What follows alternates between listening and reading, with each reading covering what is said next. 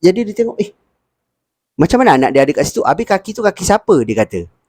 Kaki tu betul-betul macam duduk menyangkung dekat bawah meja Encik Dylan ni. Dia terdengar ada suara panggilan daripada arah belakang. Bunyi dia macam ni. Encik Dylan tulis dalam email Pak, tolong saya Pak.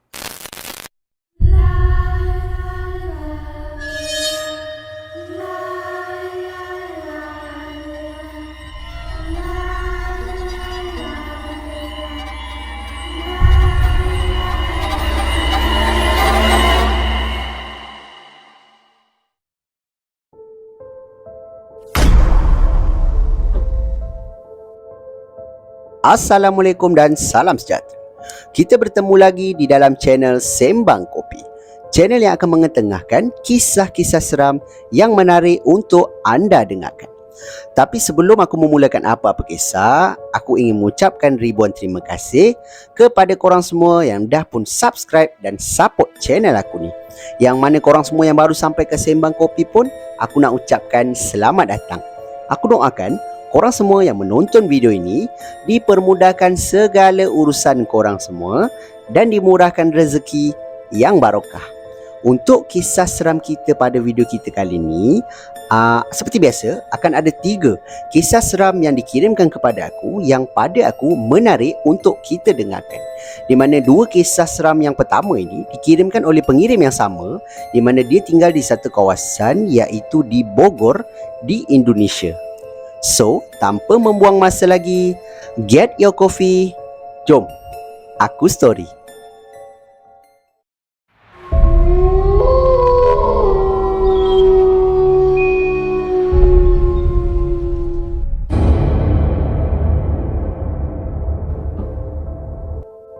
Kisah seram kita yang pertama ni dialami oleh pengirim kita yang bernama Encik Dylan.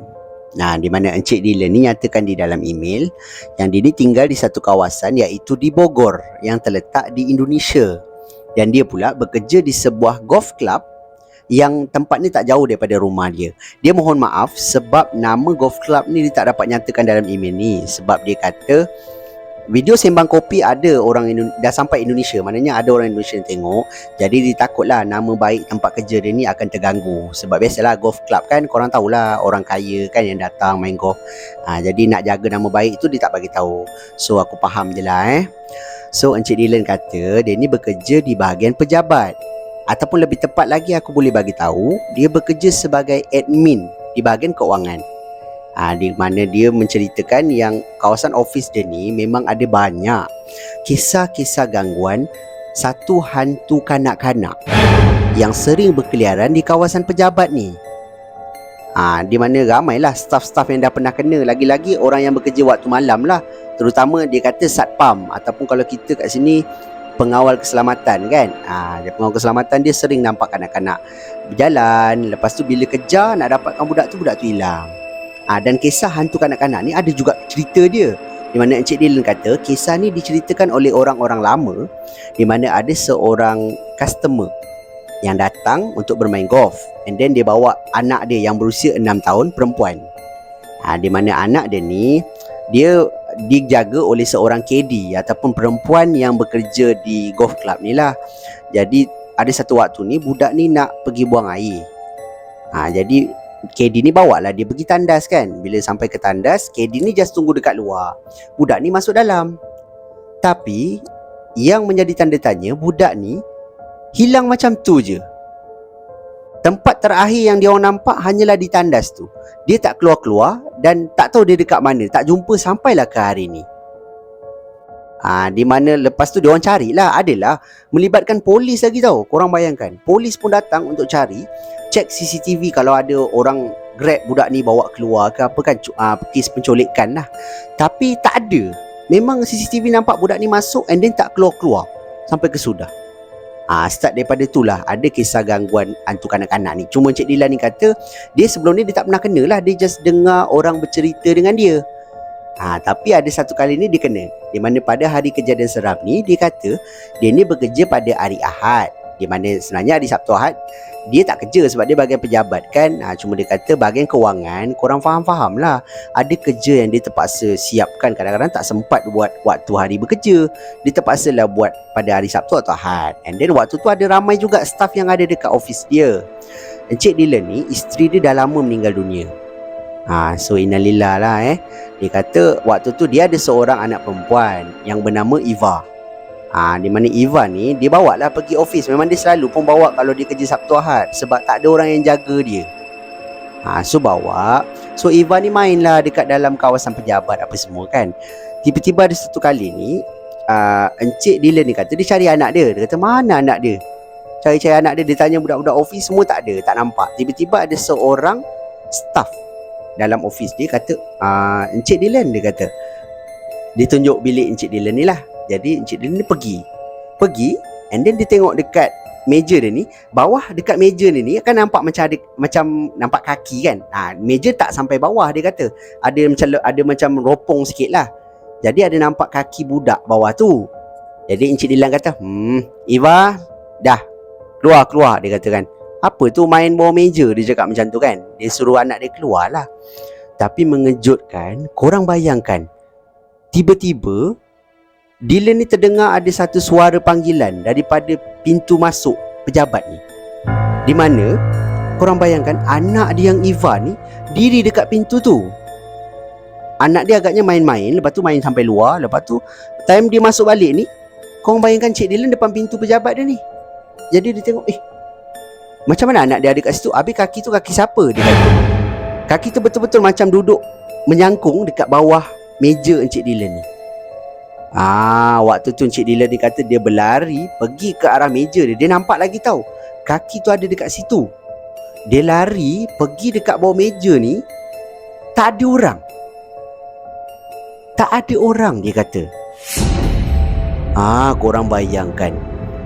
Lepas tu Encik Dylan ni keluar. Dia pergi dekat anak dia, peluk anak dia. Dia kata, Eva pergi mana? Dia kata kan, kenapa jauh-jauh daripada ayah ni? Ayah lah kot. Dia kata, kenapa jauh daripada dia kan? Lepas tu dia kata dia main-main sampai luar tadi. Lepas tu dia masuk balik. Dia cakap macam tu. So anak dia tanyalah kenapa. Tapi bapak dia tak cakap lah. Bapak dia just peluk anak dia je. Korang bayangkan muka staff perempuan yang tunjuk bawah meja tadi tu pucat lesi, dia kata. Pucat muka. Sebab budak perempuan ni nampak ada kaki bawah meja. Sebab tu dia tunjuk dekat Encik Dylan. Anak dia mungkin nyorok bawah meja kan. Tapi rupanya tak ada orang bawah meja tu. Siapa pemilik kaki yang berada di bawah meja tu? Yang Encik Dylan dan juga staff dia yang seorang lagi ni nampak. Korang bayangkan. Kisah ni menjadi satu tanda tanya yang paling besar lah dekat Encik Dylan. Dia tak adalah begitu menyeramkan. Ada satu lagi kisah lepas ni lagi menyeramkan. Tapi kisah yang pertama gangguan, inilah dia yang diceritakan oleh Encik Dylan. So pada pendapat korang macam mana? Kisah yang pertama ni seram ataupun tidak? Korang boleh tinggalkan pendapat korang di ruangan komen dekat bawah.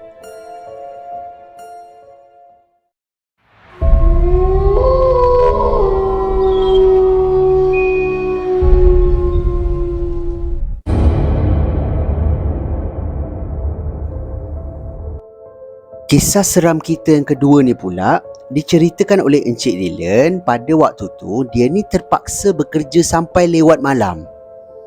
Nasib dia tak baik sebab dia kata waktu tu bulan 12.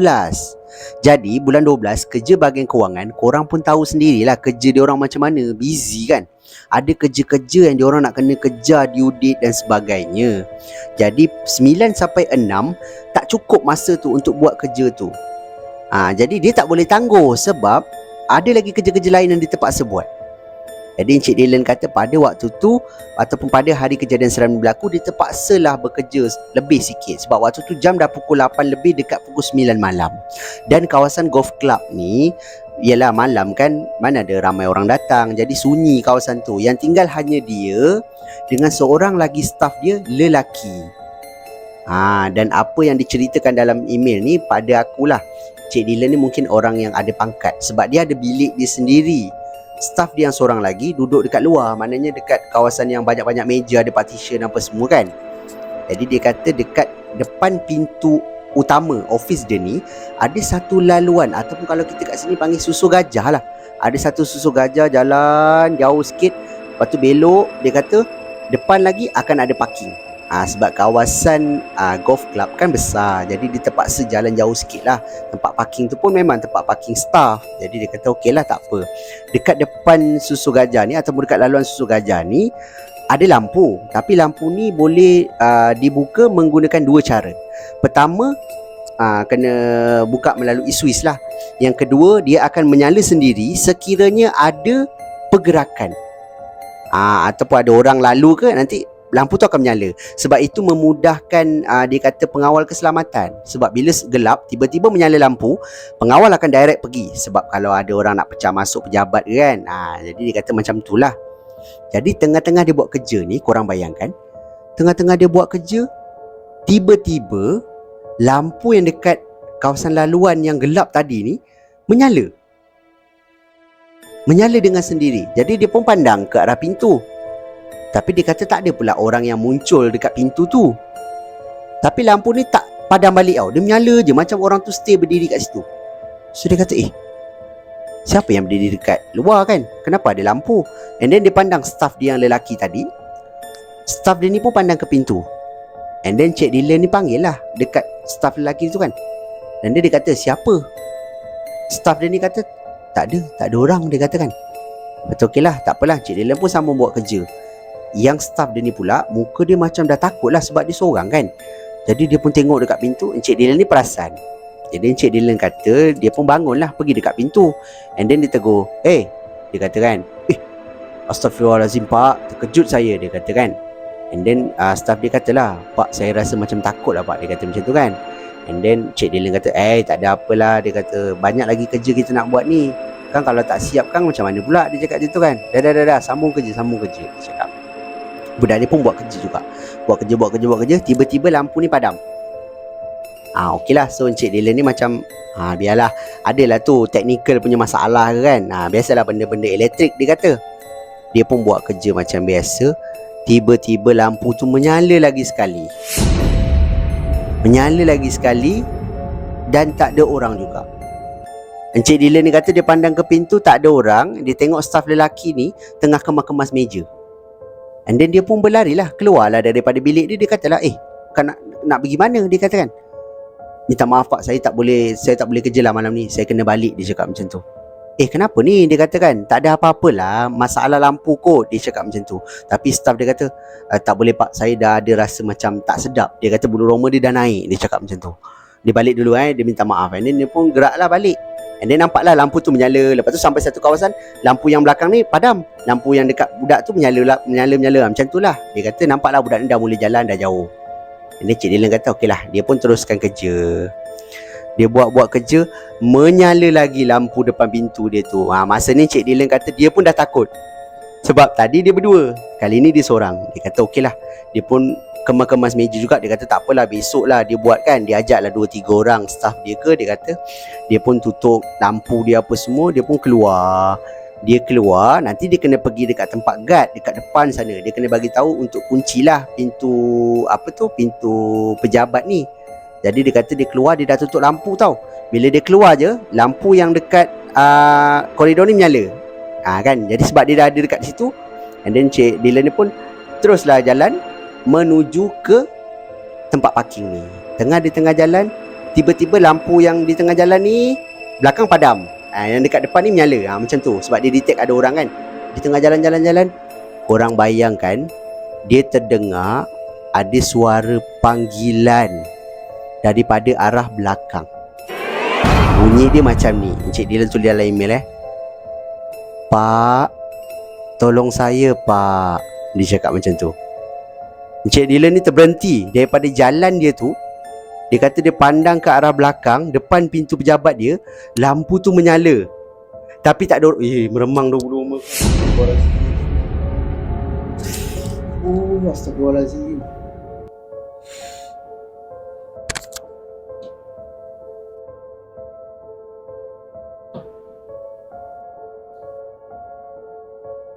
Sorry guys. Encik Dylan ni cakap dia nampak depan pintu dia tu lampunya menyala. And then tengah-tengah dia padam, dekat dia menyala. Maknanya macam sini ada orang, sana ada orang, tapi dia tak nampak sesiapa pun. Dan yang Cik Dylan kata dia takut tu sebab dia dengar ada suara panggilan tu. Pak, tolong saya pak, dia cakap macam tu. Suara budak-budak, suara kanak-kanak perempuan. Encik Dylan ni kata dia tengok tak ada orang, dia pun pusing balik, dia jalan terus. And then dia kata lampu yang dekat tempat dia ni padam. Lepas tu dia dengar lagi, Pak, tolong saya pak, dia cakap macam tu. Encik Dylan ni pusing lagi sekali dalam keadaan dia tengah berjalan juga. Ini tadi dia berhenti, dia pusing. Ini tak, dia sambil dia tengah jalan dia pusing belakang. Dia kata lampu yang dekat dengan kawasan pintu ni dah padam, lampu yang menyala depan dia pula. Macam benda tu ke depan. Ush, korang bayangkan. Encik Dylan kata dia lari terus. Dia kata sampai dekat kereta dia. Dia pun nak buka guna alarm kan, sebab masa tu di kereta dia ada alarm. Dia pun tekan alarm. Alarm tu tak macam tak function tau. Dia tekan kereta dia tak terbuka. Dia kata tiba-tiba dia dengar lagi, Pak, nanti pak, tolong saya pak, dia cakap. Dia pun pusing ke belakang, dia tengok lampu tu menyala, makin dekat dia, makin dekat nak ke arah dia. Korang bayangkan. Dia terus ambil kunci, dia nak masukkan dekat dalam lubang kunci. Dia cakap dia nak masuk dalam lubang kunci, tiba-tiba kunci dia jatuh. And then dia nak cari waktu tu dalam keadaan dia panik. Korang bayangkan, lampu makin dekat ni, menyala makin dekat. Sampaikan betul-betul dekat hujung, dekat tangga tu turun terus parking, lampu kat situ menyala. Waktu tu Encik Dylan kat tangan dia menggigil. Dia mencari kunci, dia tak jumpa. Tapi nasib baik, tiba-tiba, ini yang Encik Dylan kata, tiba-tiba dia kata ada satu guard. Mungkin guard ni nampak kot Encik Dylan lari, jadi dia datang tau. Guard ni orang tua. Jadi dia datang kan, dia kata Astaghfirullahalazim, dia kata, nak, sudah nak, dia cakap macam tu. Encik Dylan ni terkejut. Encik Dylan ingat dia, guard ni cakap dengan dia. And then dia pandang ke guard ni pandang ke arah tangga. And then bila Cik Dylan tengok kat tangga, tak ada orang lah. Cuma pakcik ni lah, mungkin dia ada kelebihan lah, dia boleh nampak kot. Jadi dia kata, nak, sudah nak, janganlah kau ganggu lagi orang-orang dekat sini. Tempat kau bukan di sini lagi, dia kata. Sudahlah, jangan ganggu orang ni cari rezeki, cari makan, dia kata kan. Janganlah kau ganggu orang ni. Pergilah nak, pergi, dia kata. Lepas daripada tu kan, lampu yang dekat tangga ni padam. Korang bayangkan. And then Cik Dylan ni tengah menggigil, tangan dia masih lagi menggigil. And then pakcik ni tolong dia bangun lah. Dia kata pakcik ni tolong dia bangun. And then pakcik ni ambil kunci, bagi dekat dia. Sepanjang dia cari tadi tu, dia kata dia tak nampak kunci tu dekat mana. Tapi pakcik tu ambil betul-betul dekat bawah dia.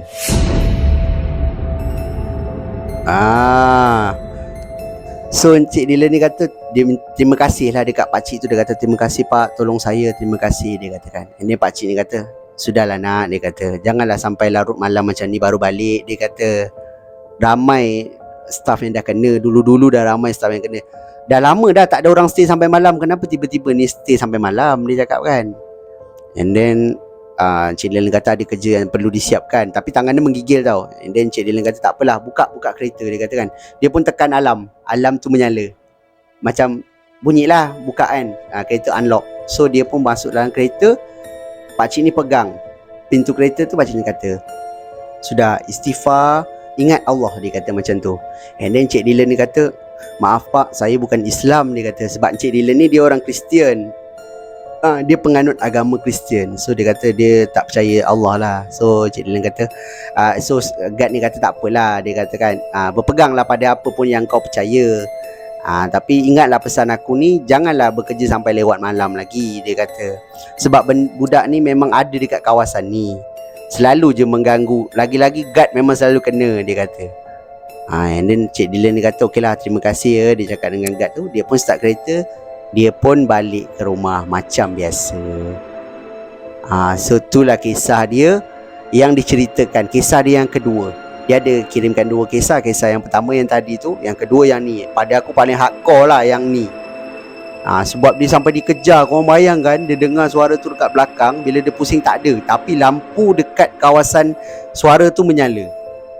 Maknanya dia tak nampak mungkin benda tu berdiri kat situ. Encik Dylan ni kata kalau dia nampak, dia tak tahulah macam mana rupa budak tu.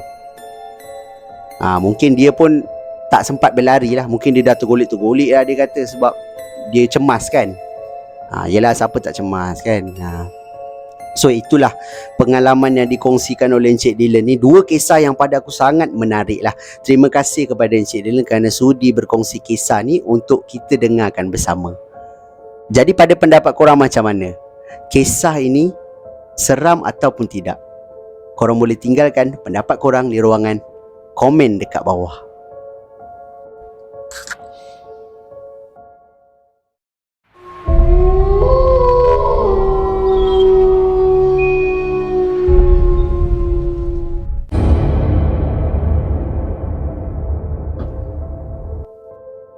Kisah seram kita yang terakhir ni dikirimkan oleh pengirim kita bernama Encik Borhan. Di mana kisah ni agak ringkas tapi pada aku menarik juga untuk kita dengar. Di mana dia cakap kisah ni berlaku waktu tu dia ni tinggal di satu kuartus kerajaan di Putrajaya. Maknanya dia tak bagi tahulah persen berapa, cuma dia cakap kuartus kerajaan je. So aku assume mungkin dia kerja kerajaan kot. So Encik Borhan kata waktu tu dia balik kerja malam. Kejadian ni malam Dia kata dia balik kerja dalam pukul 10. Aku tak tahu waktu kerja dia pukul berapa, tapi dia balik malam waktu tu.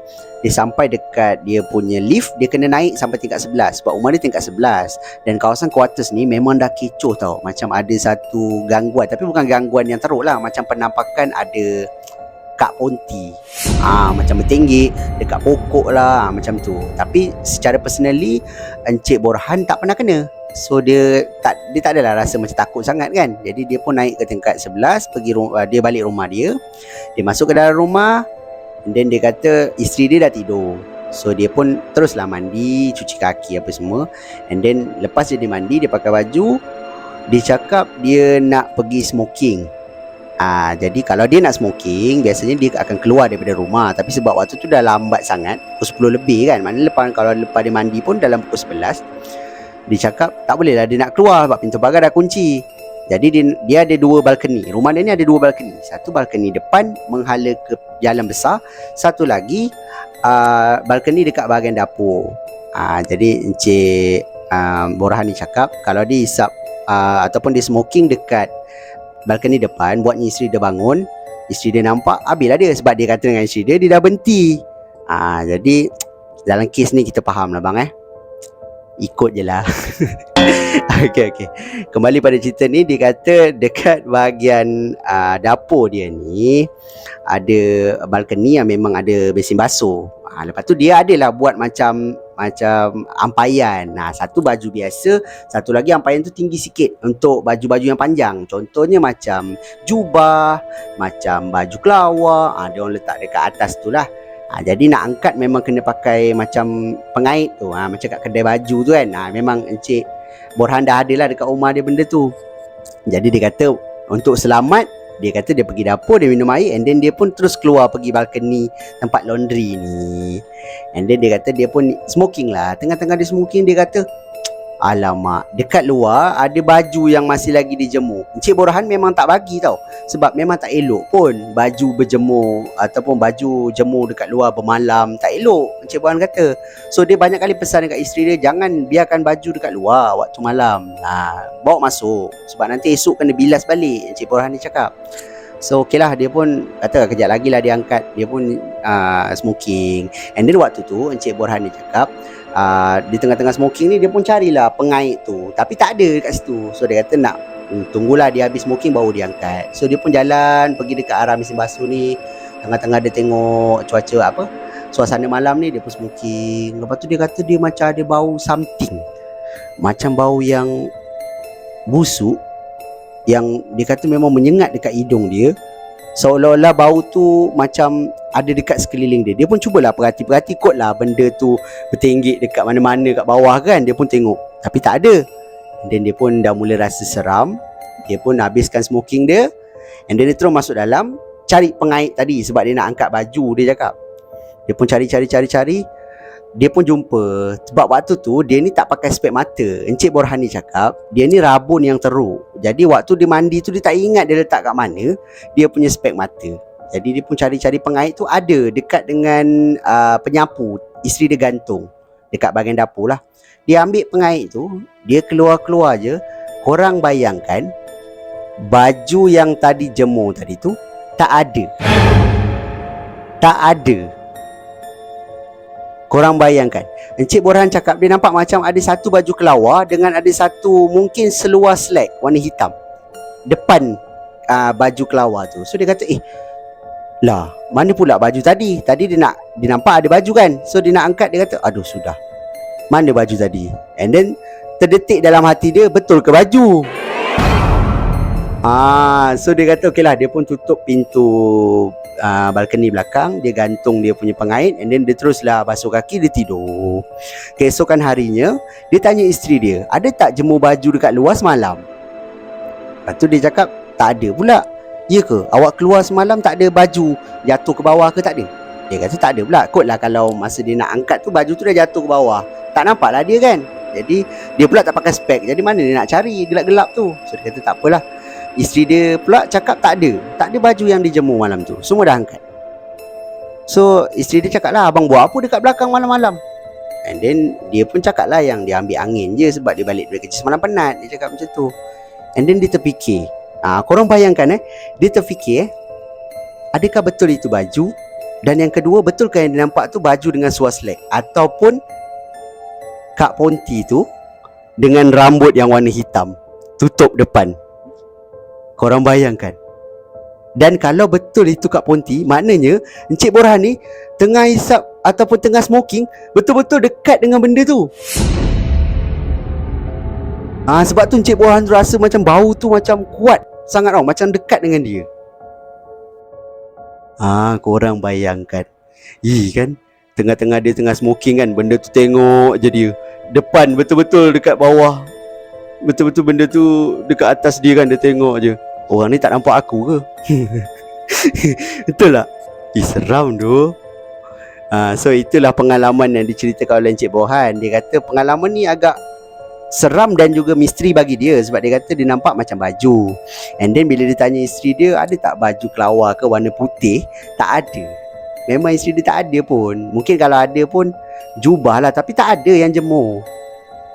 So apa yang Encik Borhan nampak yang pertama tu, first dia nampak tu, and then dia pula smoking kan, benda tu masih kat situ. Tiba-tiba dia masuk dalam, dia ambil pengait tu, dia nak angkat, baju tu dah tak ada.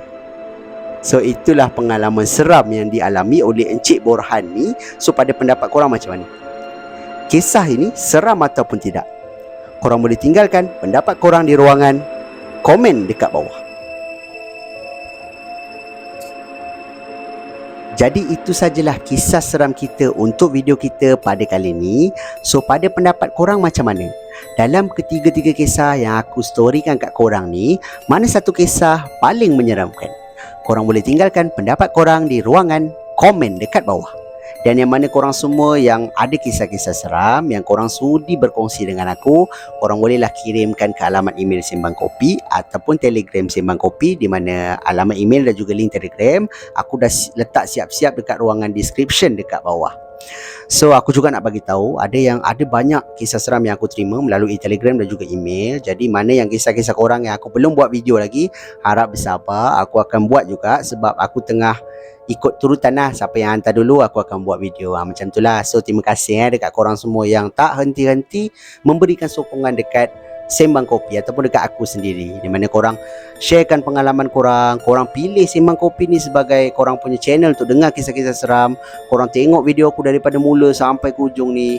Itu memang aku tak boleh nak balas lah. Aku boleh ucap terima kasih dan aku doakan korang punya segala urusan korang dipermudahkan oleh Allah SWT je lah.